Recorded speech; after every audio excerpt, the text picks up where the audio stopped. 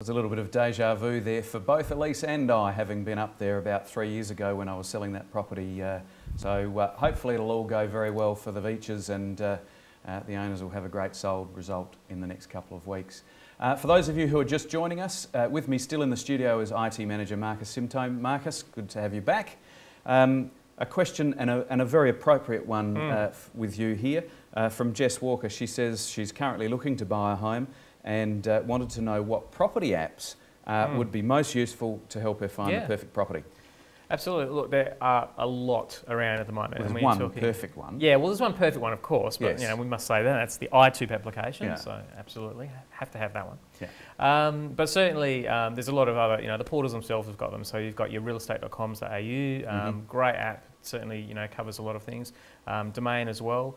The Commonwealth Bank have got their own app, and the thing I love about that particular app is it uses augmented reality, which is a bit of a new technology. But you know, you hold your phone up in front of a house, or even if you know there's a house a couple of behind you, a couple of blocks behind you, it'll actually show you what that house is worth in the window, like you're looking at a camera. So it's a bit cool. But you know, in terms of the type of tools that you need, you know, when you're out and about, and not only just the iPhone as well, but also Android applications like your Samsung, you can get all of those, and they're all free. So you know, certainly well worth it. The thing that I've found interesting over the last probably year, but very recently, I'm noticing more and more those portals you're talking about are happy to, or have created a mobile site, so that you don't have to, like for people like me who struggle to see unless the print's reasonably large, they've got these mobile sites, so on your iPhone or your Android phone,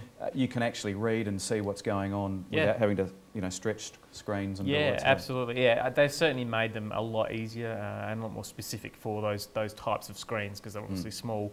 You know, just putting the information that you need. It's great to have photos. Photos are a big part of those applications. Yeah, because you can just scroll through them very easily, and it's the screens actually look quite good these days, so you get a really good photo. But certainly, you keep everything to a minimum. You don't want to see too much on a big screen, and certainly, as you say, the font's just too small. So So for Jess, I guess an app like obviously Toop, Domain or Real Estate, and then a research one. Commonwealth Bank is an absolute beauty. Even RP Data, like you can actually download the RP Data app for free as well, and get some information about what's going on in the suburb.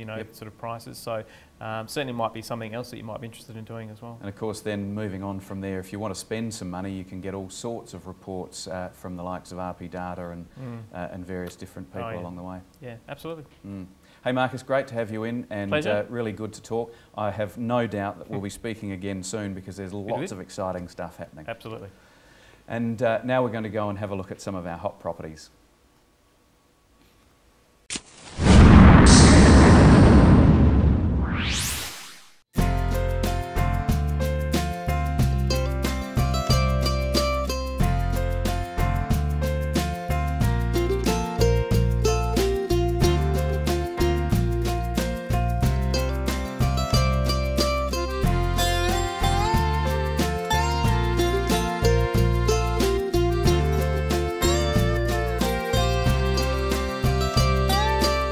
Well, that's it for today's show. And remember, if you do have any real estate questions, you can always leave them on Facebook, and we'll answer them on next week's show.